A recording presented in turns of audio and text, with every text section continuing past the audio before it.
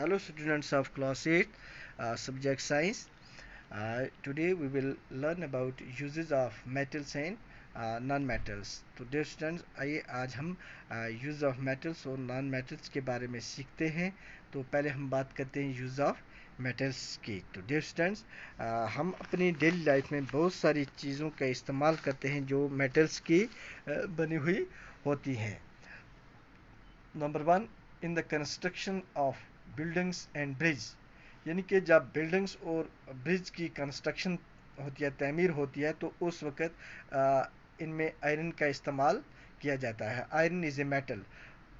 Iron is used in the construction of buildings and bridge, यानी कि bridge और buildings की कंस्ट्रक्शन में आयरन का इस्तेमाल किया जाता है. उसके बाद हम यूटेंसिल की बात करते हैं.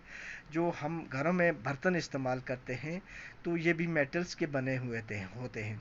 तो copper, aluminium and iron metals are used for making utensils, यानी कि आयरन, एल्युमिनियम और कॉपर जो हैं ये मेटल्स यूटेंसिल बनाने के लिए, यानी कि बर्तन बनाने के लिए इस्तेमाल की जाती हैं. तो डियर स्टूडेंट्स उसके बाद कॉपर एंड एल्युमिनियम जो है ये इलेक्ट्रिक वायर बनाने के लिए भी इस्तेमाल की जाती है.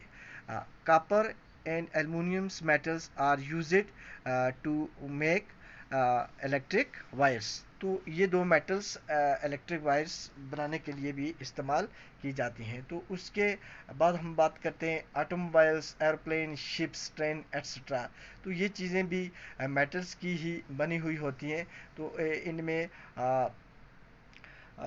टिटेनियम का और एल्युमिनियम का इस्तेमाल किया जाता है. Titanium and aluminiums metals are used for making automobiles, aeroplane, ships, trains etcetera.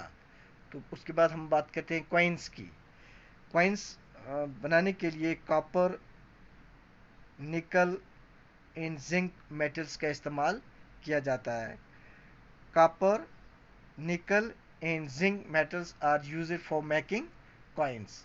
उसके बाद ज्वेलरी की बात करते हैं. ज्वेलरी यानी कि जेवर बनाने के लिए भी मेटल्स का इस्तेमाल होता है.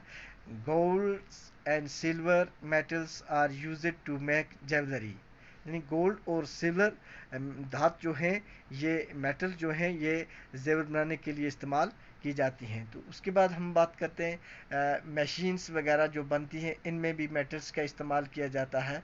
तो डियर स्टूडेंट्स इसके अलावा इन मशीन्स में एलॉयज़ जो होते हैं जो इन मेटल्स के बने हुए होते हैं, जैसा कि स्टील है, स्टेनलेस स्टील है, अच्छा टिटेनियम है, आयरन है, एल्युमिनियम है. ये इन मेटल्स की मशीन्स भी बनती हैं. तो इनमें मेटल्स का इस्तेमाल किया जाता है. तो उसके बाद हम सैटेलाइट्स की बात करते हैं जिसको हम स्पेस प्रोजेक्ट भी कहते हैं, या एटॉमिक एनर्जी जो है, एटॉमिक एनर्जी, स्पेस प्रोजेक्ट या सैटेलाइट्स जो है इनको बनाने के लिए भी मेटल्स का इस्तेमाल किया जाता है. Sodium, titanium and zirconium metals are used in atomic energy and space project. तो डियर स्टूडेंट अब हम बात करते हैं यूज ऑफ नॉन मेटल्स की. तो life on earth is made of carbon compounds.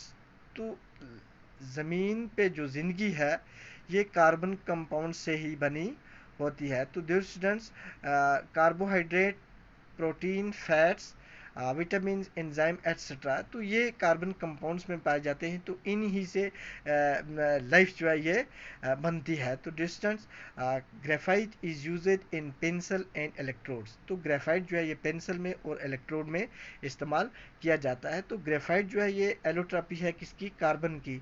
तो कार्बन जो है ये एक ऐसा नॉन मेटल है जो के लाइफ जो ज़मीन पे है इसको बनाने के लिए इसका बढ़िया रोल होता है. तो डियर स्टूडेंट्स अब हम बात करते हैं हाइड्रोजन की. हाइड्रोजन जो है is present in most of carbon compounds. तो हाइड्रोजन जो है ये बहुत सारे कार्बन कंपाउंड्स में पाया जाता है, जैसा कि वाटर है, वाटर में हाइड्रोजन और ऑक्सीजन होते हैं. तो ये वाटर में पाया जाता है. तो उसके बाद हम बात करते हैं ऑक्सीजन की। ऑक्सीजन नॉन मेटल है। We inhale oxygen during breathing which is essential for our life.